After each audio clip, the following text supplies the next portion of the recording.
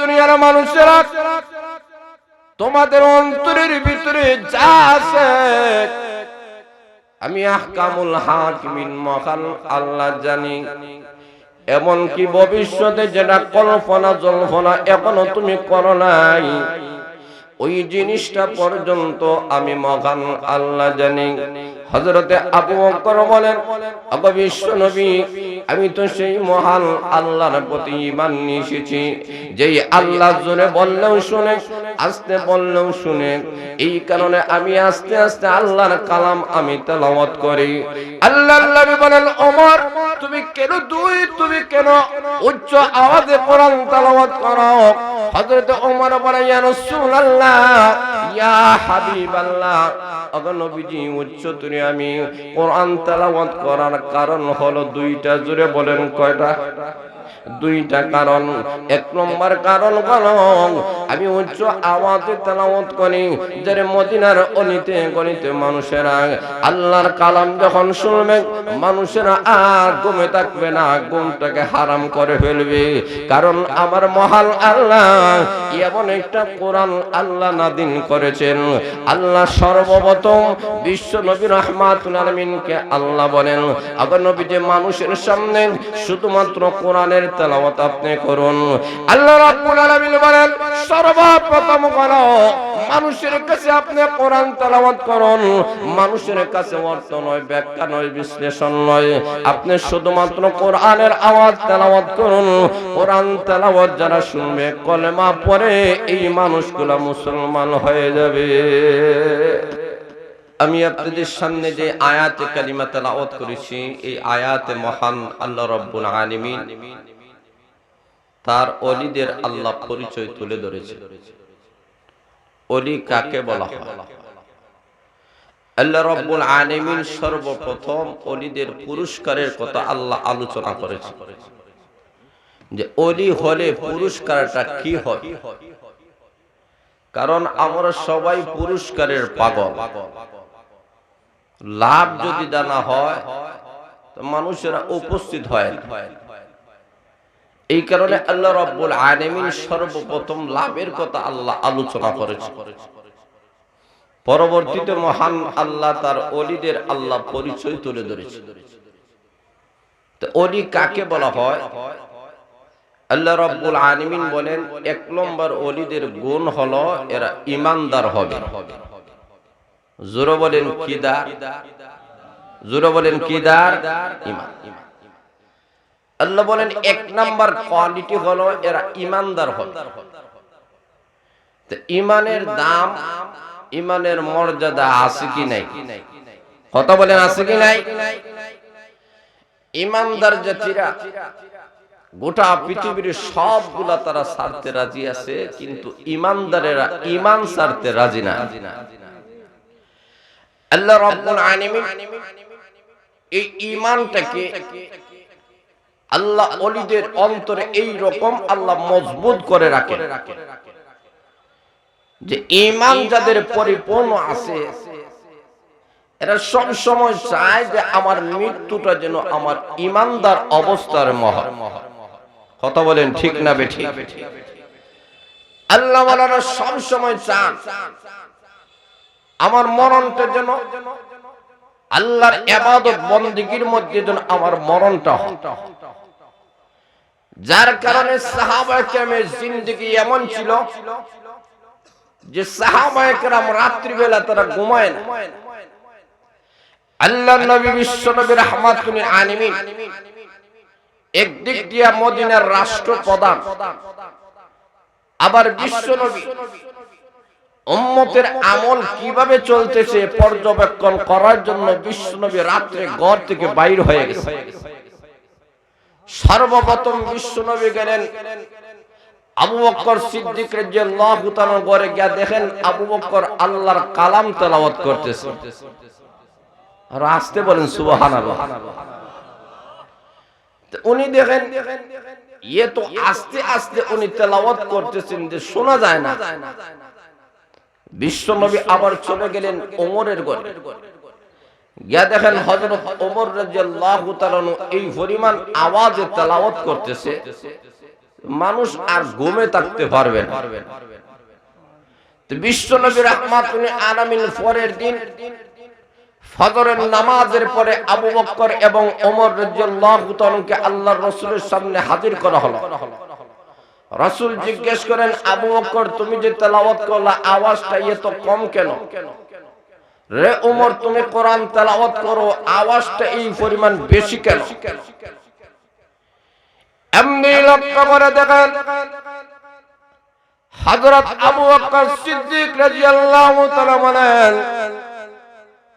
ইয়া রাসূলুল্লাহ ইয়া হাবিবাল্লাহ, ওগো বিশ্ব নবী আমি তো এমন মহান আল্লাহর প্রতি আমি ঈমান নিয়ে এসেছি যেই মহান আল্লাহ জোরে বললেও শুনে আস্তে বললেও শুনে। জোরে বলেন ঠিক। আল্লাহ রাব্বুল আলামিন তো এমন মহান সত্তা যেই মহান আল্লাহ জোরে জোরে আওয়াজ দিলে মহান আল্লাহ যেমনি ভাবে শুনেন, আমার মহান আল্লাহ আস্তে আস্তে বললে এই কথাটাও মহান আল্লাহ শুনেন। শুধুমাত্র তাই নয়, আমার মহান আল্লাহ বলেন অন্তর্যামী আল্লাহ। আল্লাহ বলেন ইন্নাহু আলিমুম বিযাতিস সুদূর।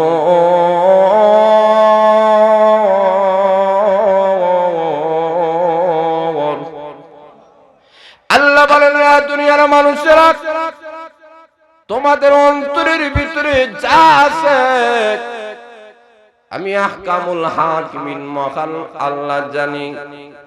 এমন কি ভবিষ্যতে যেটা কল্পনা জল্পনা এখনো তুমি করো নাই, ওই জিনিসটা পর্যন্ত আমি মহান আল্লাহ জানি। হযরতে আবু বকর বলেন, ওগো বিশ্ব নবী আমি তো সেই মহান আল্লাহর প্রতি ঈমান নিয়ে এসেছি যেই আল্লাহ জোরে বললেও শুনে আস্তে বললেও শুনে। এই কারণে আমি আস্তে আস্তে আল্লাহর কালাম আমি তেলাওয়াত করি। আল্লাহর নবী বলেন, ওমর তুমি কেন উচ্চ আওয়াজে কোরআন তেলাওয়াত করো? হযরতে ওমর বলেন, ইয়া রাসূলুল্লাহ ইয়া হাবিবাল্লাহ, ওগো নবীজি উচ্চতরে আমি কোরআন তেলাওয়াত করার কারণ হলো দুইটা। জোরে বলেন কয়টা? দুইটা কারণ। এক নম্বর কারণ হলো আমি উচ্চ আওয়াজে তেলাওয়াত করি যারে মদিনার অলিতে গলিতে মানুষেরা আল্লাহর কালাম যখন শুনবে মানুষেরা আর ঘুমে থাকবে না, ঘুমটাকে হারাম করে ফেলবে। কারণ আমার মহান আল্লাহ এমন একটা কোরআন আল্লাহ নাযিল করেছেন। আল্লাহ সর্বপ্রথম বিশ্ব নবী রাহমাতুল আলামিনকে আল্লাহ বলেন, ওগো নবী যে মানুষের সামনে শুধুমাত্র কোরআনের তেলাওয়াত আপনি করুন।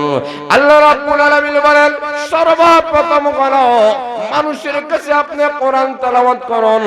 মানুষের কাছে অর্থ নয়, ব্যাখ্যা নয়, বিশ্লেষণ নয়, আপনি শুধুমাত্র কোরআনের আওয়াজ তেলাওয়াত করুন।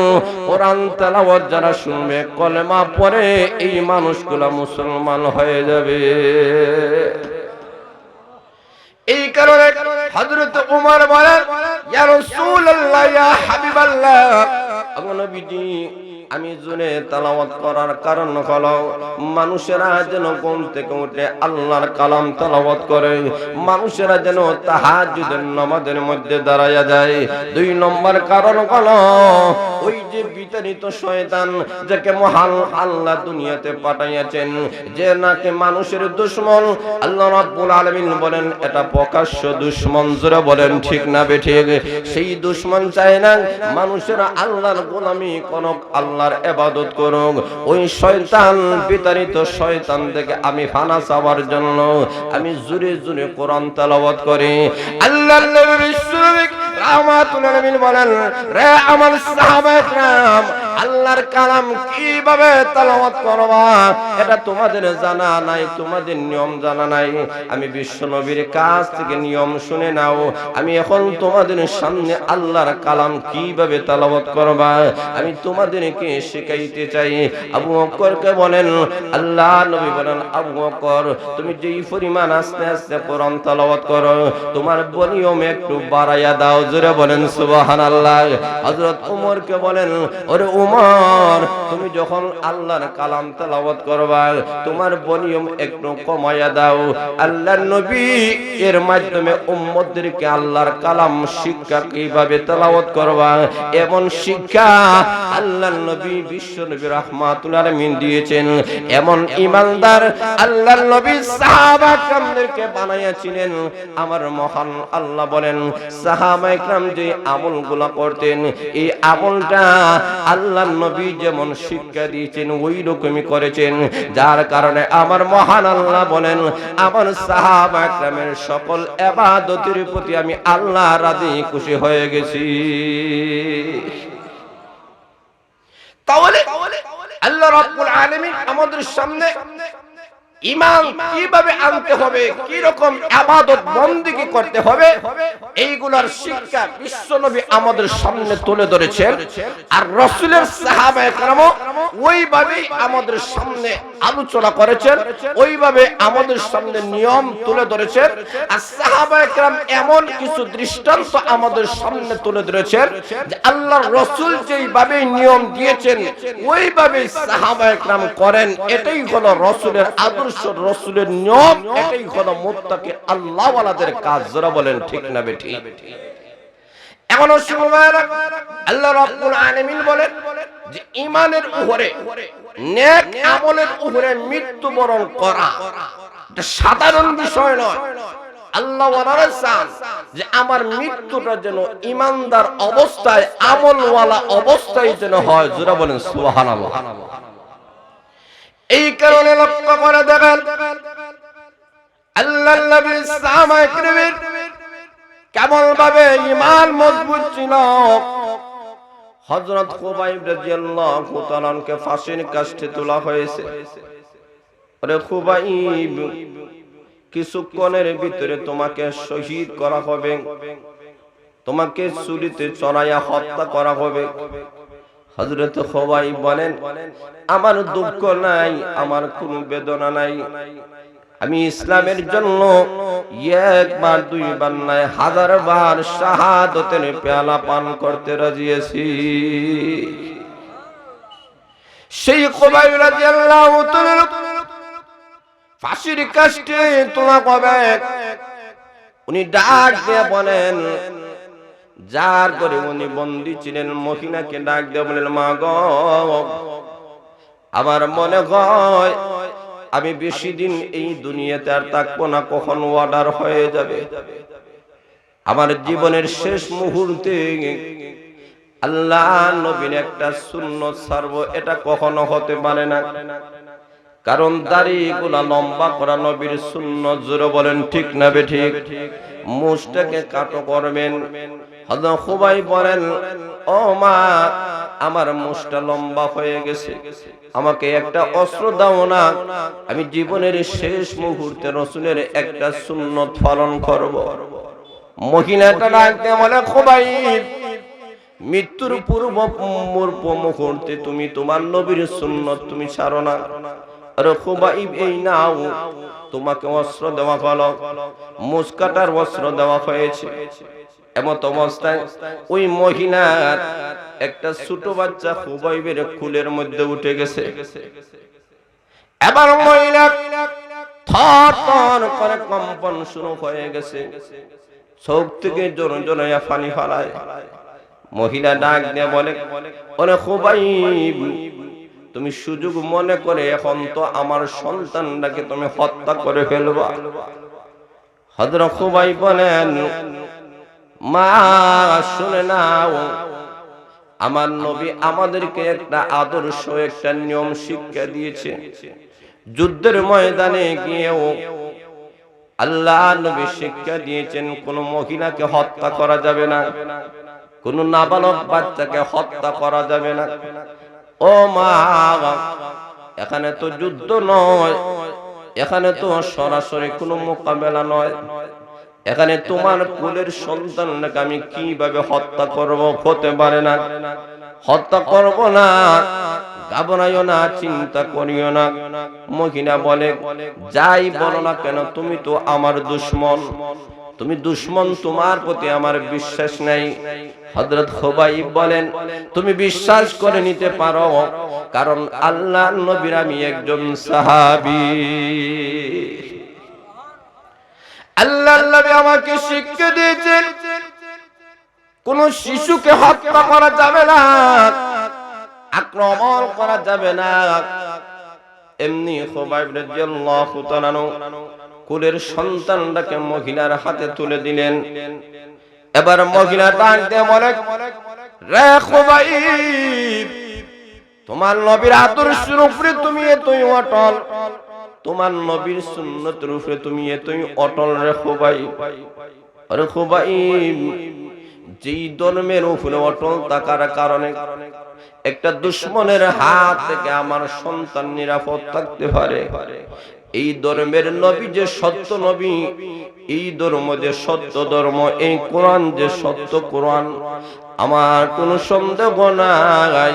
ফাঁসির কাস্টে ঝোলার আগে আমাকে কলেমা পড়াইয়া মুসলমান বানাইয়া দাও। মহিলাটা কলেমা পড়ে মুসলমান হয়ে গেল। হযরত খুবাইব রাদিয়াল্লাহু তাআলাকে ফাঁসির কাস্টে তোলা হলো। ডাক দেয়া বলা হয়, ওরে খুবাইব, এই মুহূর্তে তোমার মরণ হবে নিশ্চিত মৃত্যুর হাতে। হযরত খুবাইব বলেন, আমার দুঃখ নাই, আমার কোনো বেদনা নাই। কেন জানোনি? কিয়ামতের কঠিন ময়দানে আল্লাহ যদি জিজ্ঞেস করেন, ওরে খুবাইব কি নিয়ে এসেছো, আমি না মহান আল্লাহর কাছে বলবো, আল্লাহ আমার জীবনটা পর্যন্ত তোমার দ্বীনের উপরে দিয়ে এসেছি। কেমন ছিলেন সাহাবায়ে কেরাম? এইরকম একজন দুইজন নয়, অসংখ্য অগণিত সাহাবায়ে কেরামের আলোচনা করা হবে, সময় পাওয়া যাবে না। হযরত জাফর রাদিয়াল্লাহু তাআলা আনহু, যাকে তাইয়ার বলা হয়, হযরত জাফরকে সেনাপতি বানায় দেওয়া হলো। ঈমানের উপরে মৃত্যুবরণ করা এটা কত বড় নিয়ামত। আমরা তো চাই ঈমানদার অবস্থায় কার কখন মরণ হয় আমরা জানি না, কিন্তু আমি ঈমানদার অবস্থায়, আমলওয়ালা অবস্থায়, দ্বীনের অবস্থায় যদি আমার মরণ হয়, আমার কপালটা ভালো। হযরত জাফর রাদিয়াল্লাহু তাআলা ইসলামের পতাকা উড্ডীন করে রেখেছেন ডান হাত দ্বারা। বেঈমান কাফির আসিয়া তরবারি দ্বারা এমন ভাবে আঘাত করেছে, ডান হাত কেটে দিয়েছে, ইসলামী পতাকা নিচের মধ্যে পড়ে গেছে। হযরত জাফর বলেন, এমন অবস্থায় যদি আমার প্রাণ পাখিটা বাইর হয়ে যায় রে, আমি তো দ্বীনের খাদিম হিসেবে তো হাসরের ময়দানে দাঁড়াতে পারবো না। সঙ্গে সঙ্গে ইসলামী পতাকা উনি বাম হাতে তুলে নিয়েছেন, ইসলামী পতাকা তুলে ধরেছেন। আরেকটা কাফির এসে বাম হাত কেটে দিয়েছে, আবার ইসলামী পতাকা নিচে পড়ে গেছে। হযরত জাফর বলেন, না হতে পারে না, দুইটি পাও একত্রিত করে ইসলামী পতাকাটাকে তুলে ধরেছেন, পাওকে কাটা হয়ে গেছে, ইসলামী পতাকা নিচে পড়ে গেছে। হযরত জাফর বলেন, এখনো পর্যন্ত আমার শরীর থেকে তো প্রাণ পাখিটা বাইর হয় নাই। এমনি তার দ্বারা আক্রায়া ইসলামী পতাকা তুলে ধরেছেন। কাফির আসিয়া দেহ থেকে খল্লা দ্বিখণ্ডিত করে দিয়েছে। জাফরের দুইটি দাঁত থেকে এই ইসলামী পতাকাটা নিচে পড়ে গেছে। এমনি যখন দেহ আলাদা হয়ে গেছে, জাফরের শাহাদাতের পেয়ালা পান করে নিয়েছেন। আল্লাহ রাব্বুল আলামিন বলেন, জাফর তুমি আমার দ্বীনের উপরে অটল থেকে শাহাদাতের পেয়ালা পান করেছো। আরে জাফর, আমি মহান আল্লাহর কাছে তুমি কি চাও? হযরত জাফর বলেন, রব্বুল আলামিন তোমার কাছে আমি কিছুই চাই না, তুমি না আহকামুল হাকিমিন, তোমার সন্তুষ্টি আমি চাই। আল্লাহ বলেন, জাফর রে, আমি মহান আল্লাহর দ্বীনের জন্য দুইটা হাত কেটে এসেছো, আমি মহান আল্লাহ দুইটি হাতের বিনিময়ে আমি আল্লাহ দুইটি ডানা দিয়ে দিলাম। রে জাফর, যাও জান্নাতের ভিতরে দুইটা ডানা দ্বারা ঘোরাফেরা করো।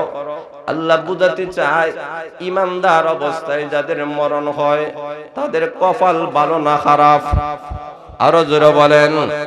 এইভাবে সাহাবায়ে কেরামের জিন্দেগি ছিল।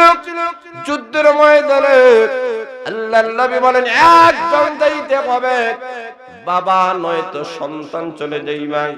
হযরত জাবির রাদিয়াল্লাহু তাআলা বলেন, বাবা গো আপনি বুড়া হয়ে গেছেন, আপনি বাড়িতে থাকেন, আপনার 6 জন অথবা 9 জন মেয়ে আছে, তাদের দেখশুন আপনি করবেন, আমি যুদ্ধের ময়দানে চলে যাব। বাবা নাক দিয়ে বলেন, তুমি আমার সন্তান হতে পারো, কিন্তু আমার আগে আল্লাহর তুমি জান্নাতের মধ্যে চলে যাইবা, কখনো হতে পারে না। আর আসতে বলেন সুবহানাল্লাহ। কেমন প্রতিযোগিতা ছিল। আজকে আমাদের কোরআন মাহফিলে আমাদের প্রতিযোগিতা নাই।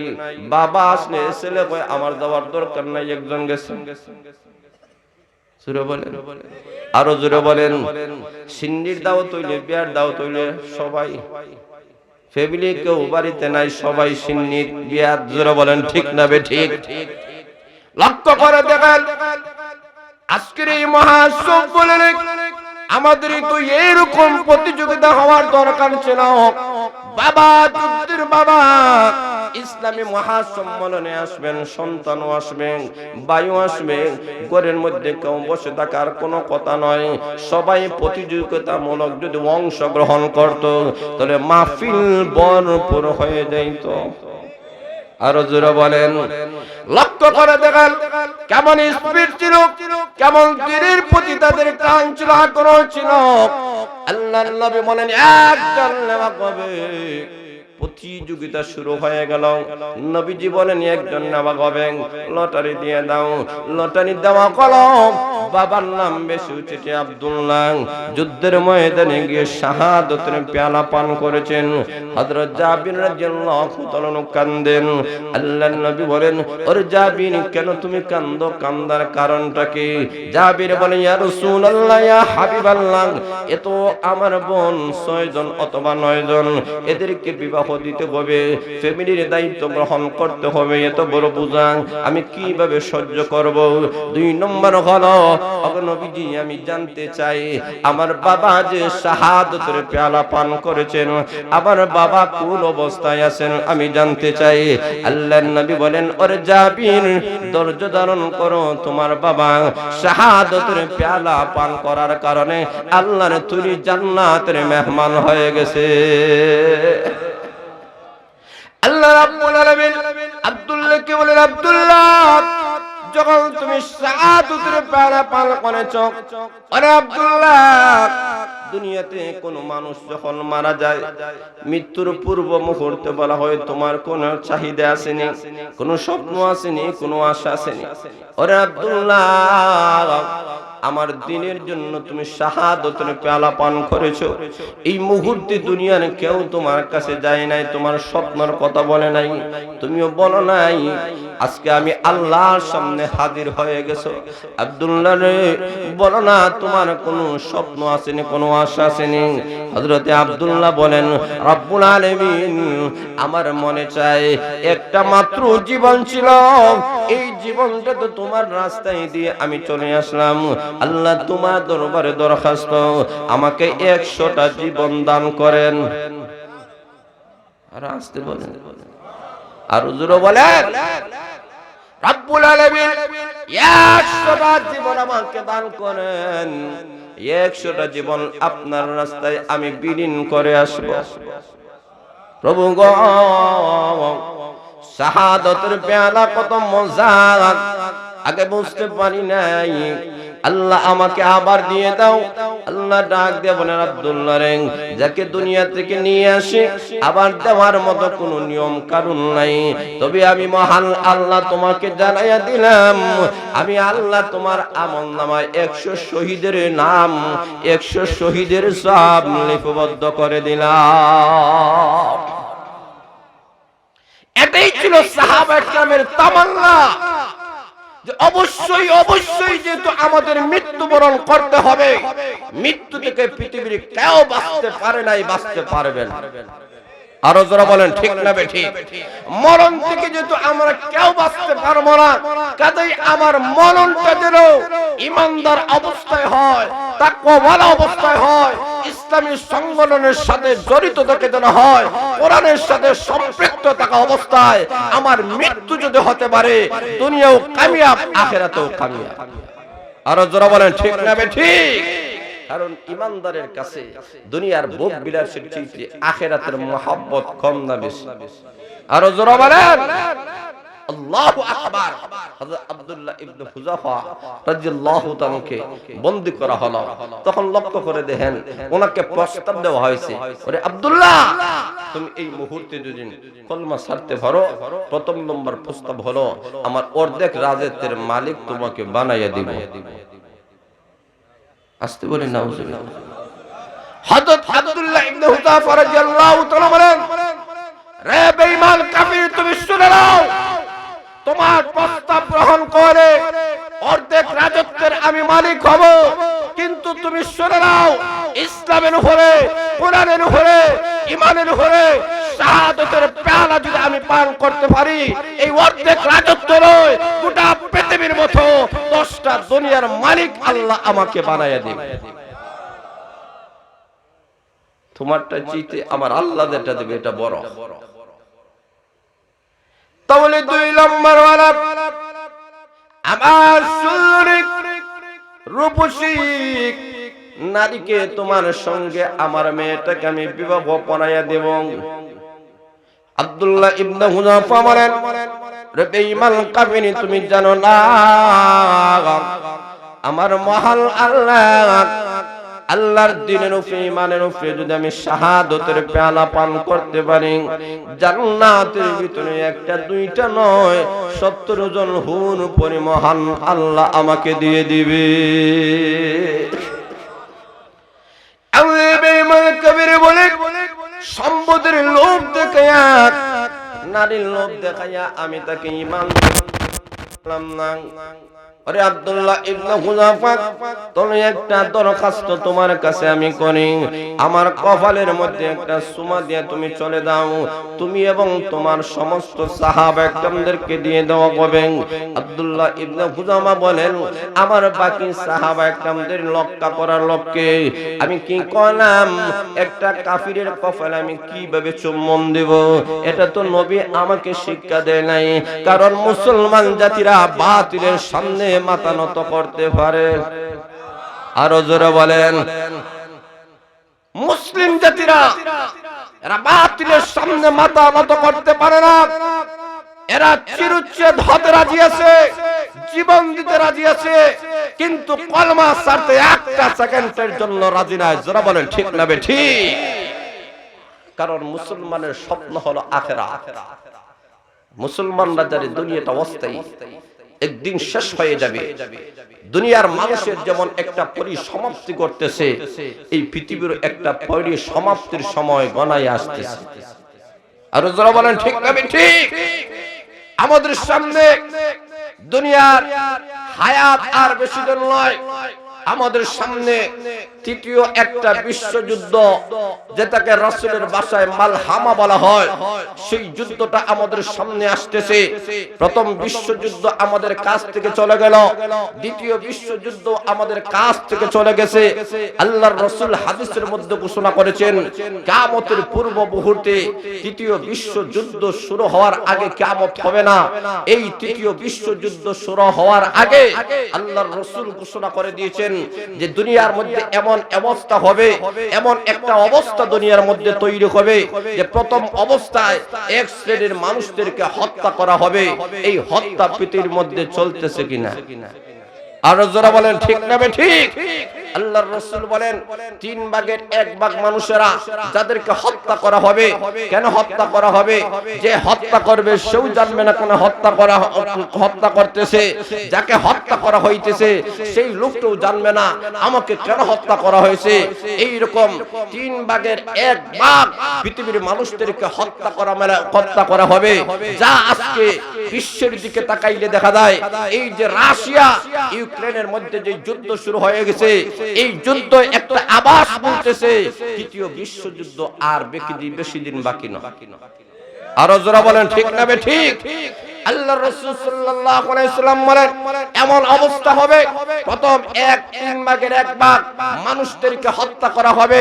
2 নম্বরে আল্লাহর রাসূল বলেন 3 ভাগের আরেক ভাগ এমন হবে যারা বিভিন্ন মহামারী, বিভিন্ন ভাইরাসের মাধ্যমে এদের দুনিয়া থেকে চলে যাইবে, যেমন করোনা ভাইরাসের মাধ্যমে বিশ্বের অধিকাংশ মানুষেরা মারা গেছে। কথা বলেন ঠিক না বে ঠিক? প্রায় কোটি কোটি মানুষগুলা করোনা ভাইরাসে মারা গেছে। রাসূলের এই হাদিসটাও যেমন বাস্তবায়ন হয়ে গেছে।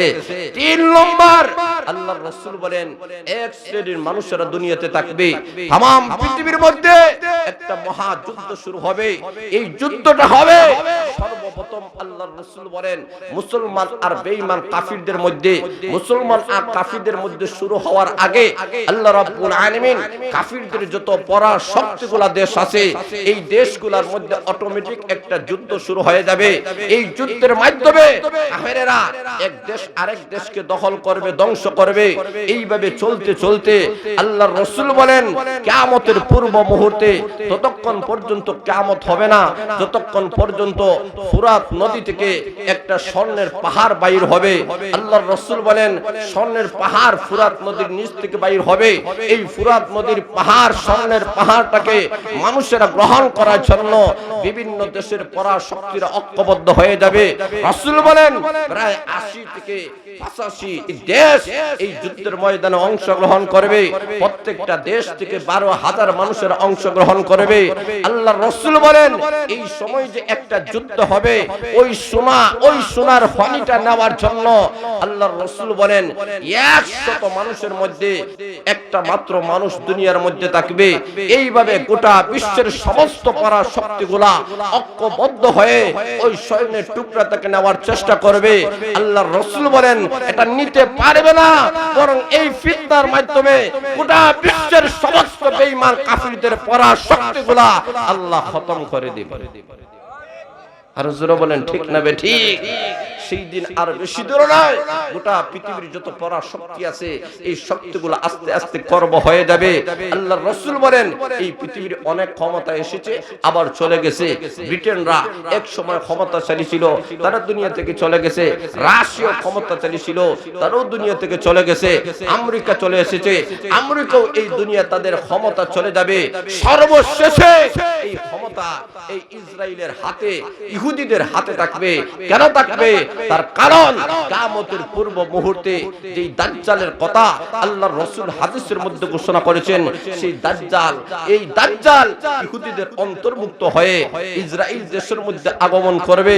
আর মুসলমানের যিনি ইমাম হবেন, যিনি খলিফা হবেন, ইমাম মেহদী আলাইহিস সালাতু ওয়াস সালাম আসবেন, যার মাধ্যমে গোটা পৃথিবীর মধ্যে আবার ইসলামী পতাকা উড্ডীন হবে। আর আসতে বলেন সুবহানাল্লাহ।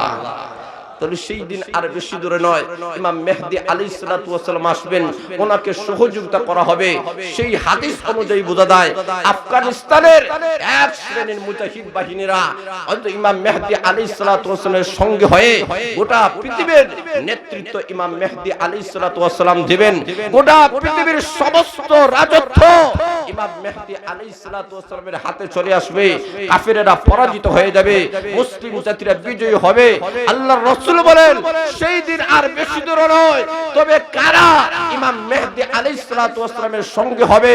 আল্লাহর রাসূল বলেন যাদের মধ্যে সত্যিকার অর্থে ঈমান আছে, যাদের অর্থে সত্যিকার অর্থে মুত্তাকি আল্লাহওয়ালা তাকওয়া আছে। কয়টা দরকার? কথা বলে কয়টা? 1 নম্বর ঈমান, 2 নম্বর 1 নম্বর ঈমান, 2 নম্বর তাকওয়া। আল্লাহ বলে এই দুইটা জিনিসের দরকার। 1 নম্বর হলো পরিপূর্ণ ঈমান। কেমন ঈমান? ঈমান আল্লাহর রাসূল বলেন আমার সাহাবা একদম যেমনিভাবে ঈমান নিয়ে এসেছেন ওইভাবেই তোমরা ঈমান আনো। আল্লাহর রাসূল বলেন কিয়ামতের পূর্ব মুহূর্তে মানুষের অবস্থা এমন হয়ে যাবে, রাসূল বলেন হযরত আলী রাদিয়াল্লাহু তাআলাকে আল্লাহর রাসূল নসিহত করতেছেন, রে আলী সেই দিন আর বেশি দূর নয়, কিয়ামত তোমাদের সামনে আসবে, এমন অবস্থা কিয়ামতের পূর্ব মুহূর্তে এমন ফিতনাগুলো দেখা যাবে। রাসূল বলেন তসবির দানাগুলো ছিঁড়ে গেলে একটার পর আরেকটা বিপদ যেইভাবে আসতেছে এইভাবে তোমাদের উপরে বিপদ আসতেছে। আমরা অনেক সময় মনে করি করোনা ভাইরাস চলে গেছে, এটা চলে গেলে আর কোনো অসুবিধা নাই। আল্লাহর রাসূলের হাদিস অনুযায়ী বোঝা যায় একটার চেয়ে আরেকটা মহা ভয়াবহ হয়ে আমাদের সামনে আসতেছে। যারা বলেন ঠিক না বেঠিক? করোনা ভাইরাস আমাদের কাছ থেকে চলে গেল, আরেকটা ভাইরাস ঢুকেছে, এই ভাইরাসের পরে আরো ভাইরাস আসবে, এইভাবে পর্যন্ত অবস্থাটা বড় নাজুক হয়ে যাবে। আল্লাহর রাসূল বলেন পৃথিবীর মধ্যে ভূমিকম্প শুরু হয়ে যাবে, পৃথিবীর বিভিন্ন এলাকাগুলো ধসে যাবে।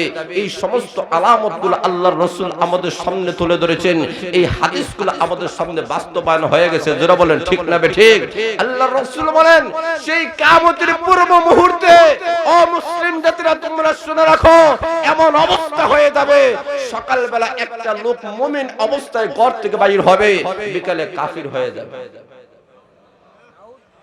আল্লাহর রাসূল বলেন এই অবস্থাটা এমন হয়ে যাবে, এই সময় আমার রাসূলের একটা সুন্নাত পালন করা এইরকম কঠিন হয়ে যাবে।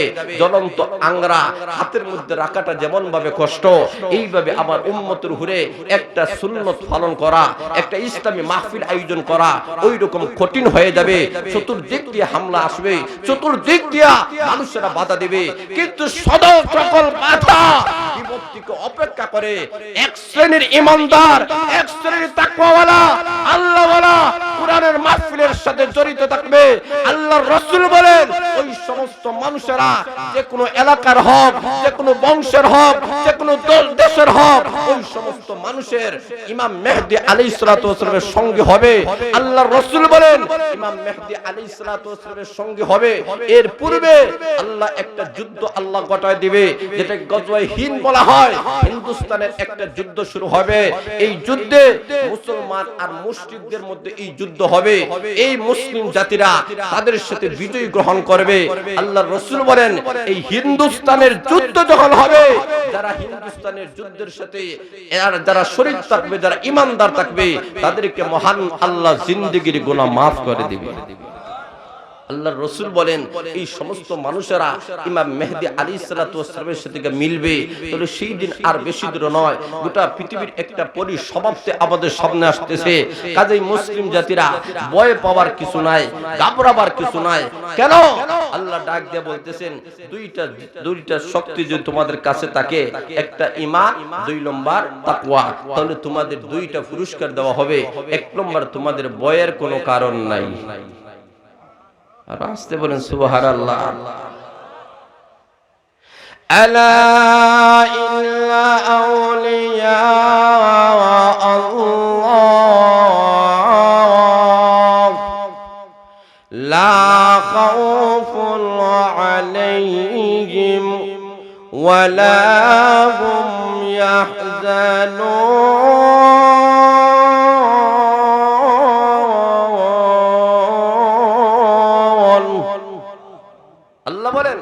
তোমাদেরকে দুইটা পুরস্কার দেওয়া হবে।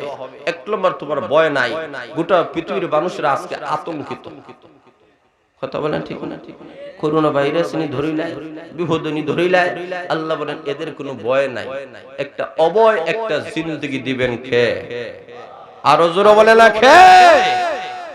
আল্লাহ বলেন এদের কোনো ভয় থাকবে না, এরা নির্ভয়ে থাকবে। ভয় থেকে আল্লাহ অভয় তাদেরকে দান করবে। কেন? সত্যিকার অর্থে এদের কাছে ঈমান ছিল, যেমনি ভাবে সাহাবায়ে কেরামের ঈমান ছিল। সাহাবায়ে কেরাম সবগুলা তারা ছাড়তে রাজি আছে, কিন্তু ঈমান ছাড়তে রাজি। আরো জোরে বলেন।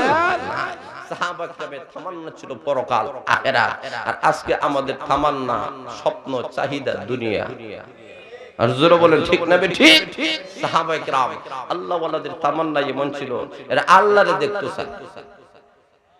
পীরের কাছে গিয়ে হুজুর আপনি এমন কোন আমল বলে দেন যে আমি আল্লাহকে দেখতে পারি। কারে দেখতো? আর হুজুর বলেন এমনি আল্লাহর ওলি বলেন যা আজকে এসার নামাজ না পড়ে তুই ঘুমায়া যাইবে, আল্লাহর দিদার হয়ে যাবে।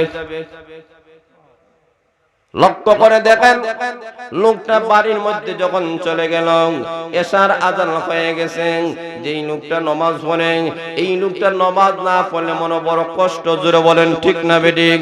এমনি রাত্রে বিছনার মধ্যে কোনাকুনি করা শুরু করে দিয়েছে। হতে পারে না, আল্লাহকে যদি দেখতে হয় তাহলে তো আল্লাহর ইবাদত বندگی বেশি করা দরকার, না করলে কিভাবে আল্লাহকে দেখবো? হতে পারে না আমি পীরের কথা মানবো না আল্লাহর কথা আমি মানবো? হতে পারে না। এমনি এশার নামাজ পড়িয়া লোকটা ঘুমাইয়া গেছে, কিন্তু নবীর সুন্নত পড়ে নাই। কি পড়ছে না? আপনারা আসেন না? কি পড়ছে না? নবীর সুন্নত পড়ছে না। স্বপ্ন যুগে আল্লাহর রাসূল বিশ্বনবী রাহমাতুল আলাইহি ডাক দিয়ে বলেন, আমার কি হইছে রে, আমার সুন্নতটা ছেড়ে তুমি ঘুমাইয়া গেলা? আর আসতে বলেন সুবহানাল্লাহ। রে আমার উম্মত, আমি নবীর সুন্নত না পড়ে কেন তুমি ঘুমাইয়া গেলা? এটা তো কখনো হতে পারে না।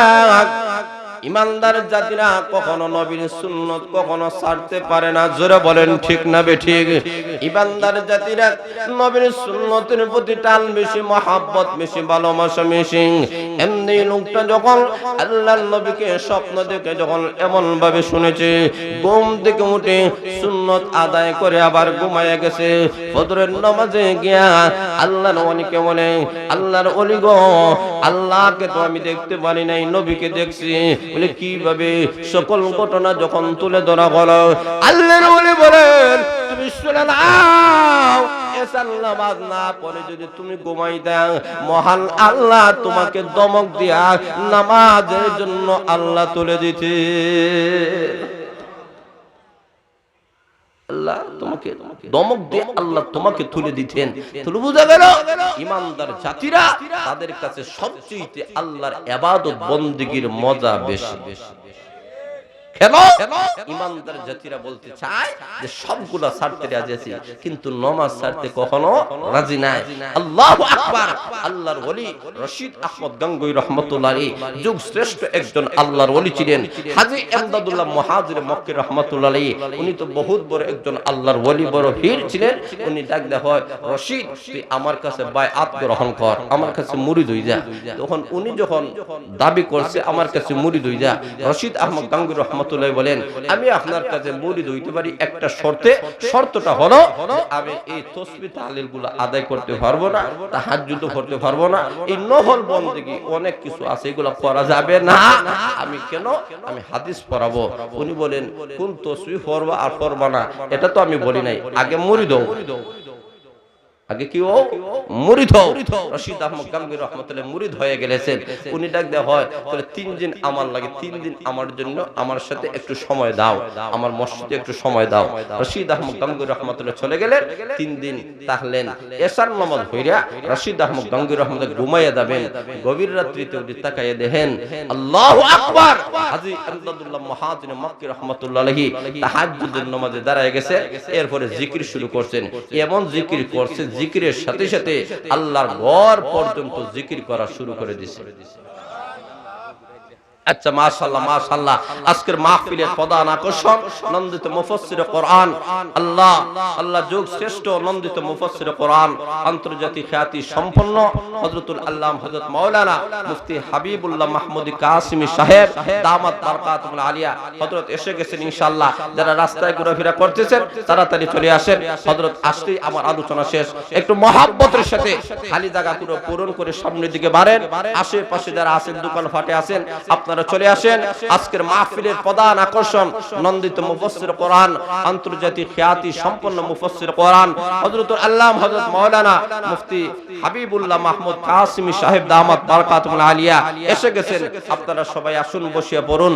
আপনাদের সামনে হযরত গুরুত্বপূর্ণ আলোচনা পেশ করবেন। আমরা এদিক সেদিক ঘোরাফেরা না করে তাহলে লক্ষ্য করে দেখেন, ঈমানের জন্য, ইসলামের জন্য, কোরআনের জন্য কখনো যদি রাজপথে গিয়ে শরীরের তাজা রক্ত যদি দিতে হয়, কারা কারা দিতে রাজি আছেন? হাত তুলে দেখা।